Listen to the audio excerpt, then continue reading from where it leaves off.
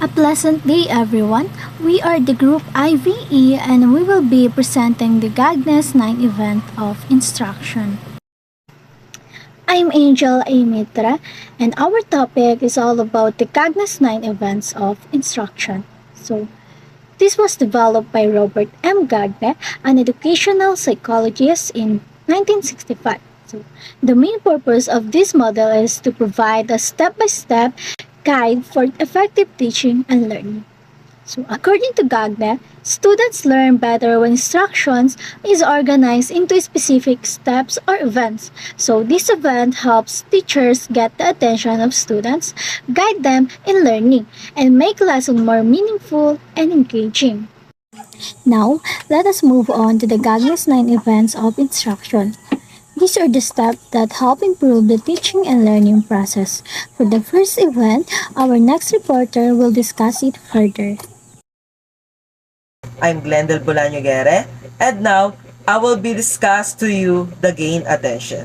Start, we need to gain attention because dito is mapapakita natin na we are ready, and para mas maganda yung flow ng ating presentation, dapat yung students is nagagrab nila yung attention para yung teacher is ma-flow or ma-deliver ng maayos yung ile-lesson nila. Inform learners of objectives. Allows the students to organize their thoughts and around what they are about to see, hear, and or do. Next natin gagawin is dapat to inform our students kung ano yung magiging topic natin. Kasi if hindi natin sila i-inform or diretso topic na kagad tayo, is syempre yung mga ibang students is makakonfuse po sila sa kung ano po yung tinuturo natin bilang isang mga guro. And ayun po, we need to inform them para mas maganda yung flow and para mas maintindihan ng mga students kung ano yung mga gusto nyong iparating. At yun lamang po, maraming salamat. Stimulate recall of prior learning. In this step, the teacher helps students remember their previous lesson or experiences related to the new topic. This is important because the student can connect their past knowledge and skills to better understand the current lesson.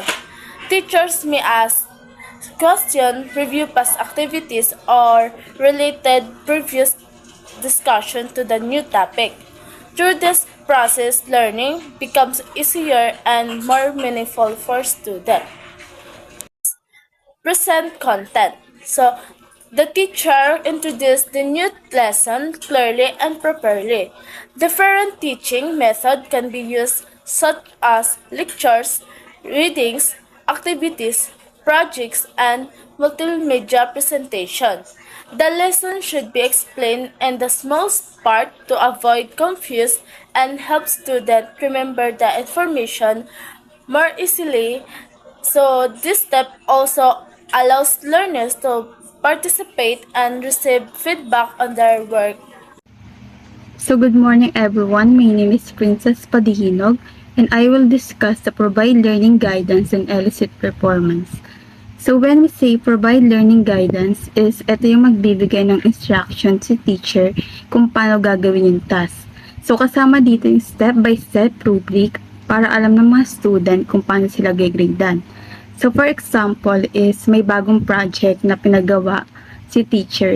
Magbibigay siya ng instruction at rubric kung paano yung gagawin at kung paano gigradean yung mga student. Next one is elicit performance. Ito yung part kung saan pinapagawa na sa student yung natutunan nila. Dito, ina-apply nila yung mga lessons sa actual activity. For example is pinapagawa yung mga student ng group project or written work gamit yung natutunan nila sa lesson. Good day everyone, my name is Ensenada Kia and I will be discussing number 7 and 8. 7 is provide feedback. This step gives learners feedback about their answer or action. For example, ako teacher ako and magbibigay ako ng feedback sa student ko, sasabihin ko, wow, you're doing your great. And it also helped them to know what they did correctly or what they need to improve. And sa number 8 naman, which is the assess performance. This step is check if yung student ba natin is may natutunan or may naintindihan sa lesson. It also helps them identify the topic they still need to improve or to master.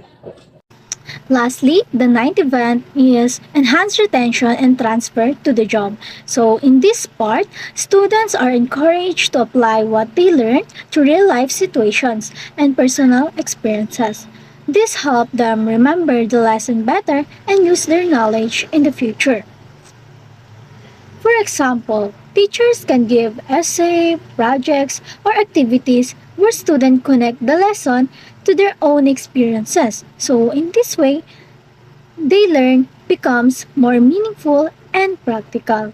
For the summary and conclusion, Gagne's 9 event of instruction was developed by Robert M. Gagne, and it is a guide for teachers on how to teach lessons in an organized way so students can understand, remember, and use the knowledge effectively. And that's all, everyone. Thank you for listening.